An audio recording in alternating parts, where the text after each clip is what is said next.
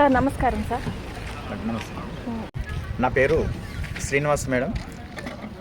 గుండ్రాంపల్లి శ్రీ రామలింగేశ్వర స్వామివారి టెంపుల్కు చైర్మన్ని. మాది నల్గొండ జిల్లా చిట్టెల మండలం గుండ్రాంపల్లి గ్రామం. మా గ్రామంలో శ్రీ రామలింగేశ్వర స్వామివారి బ్రహ్మోత్సవాలు ప్రతి సంవత్సరం చాలా వైభవపేతంగా మేము కన్నుల పండుగ నిర్వహించుకుంటాం. ఇక్కడ 1317వ సంవత్సరంలో రాణి ఉపమాదేవి గారు మొదటగా ఇక్కడ బ్రహ్మోత్సవాలు ప్రారంభించినట్టు మాకు చరిత్రలో చెప్తున్నది.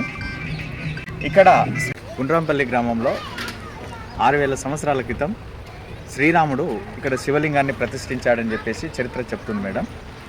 అప్పటి నుండి ఆనాదిగా కూడా మన నల్గొండ జిల్లాలో ప్రతిష్టాత్మకమైనటువంటి శివ ఆలయం చెరువుగట్టులోని ఆలయం కంటే ముందు కూడా చెరువుగట్టులో వెలిసిన దానికంటే ముందు కూడా ఇక్కడ గుండ్రాంపల్లిలో వెలవడం జరిగింది మేడం. ఇక్కడ ఈ తర్వాతనే చెరువుగట్టులో శివలింగాన్ని ప్రతిష్ఠించారనేది చరిత్ర చెప్తుంది మేడం. అయితే ఆ రోజు నుంచి కూడా ఇప్పటి వరకు కూడా మేడం ప్రతి సంవత్సరం కూడా చాలా వైభవపేతంగా ఇక్కడ ఉత్సవాలు అనేటువంటి నిర్వహిస్తుంటాం మేము.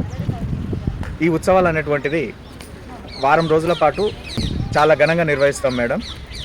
దాంట్లో మొదటి రోజు గణపతి పూజ నిర్వహిస్తాం, రెండో రోజు ధ్వజారోహణం తోరణాలు కట్టడం ఉంటుంది మేడం, మూడో రోజు రుద్రహోమం నిర్వహిస్తాం, రాత్రి కళ్యాణోత్సవం జరుగుతుంది, తర్వాత రోజు అగ్నిగుండాలు పెద్ద రథోత్సవం జరుగుతుంది, తర్వాత ఆరో రోజు వచ్చేసి చక్రరథం జరుగుతుంది మేడం.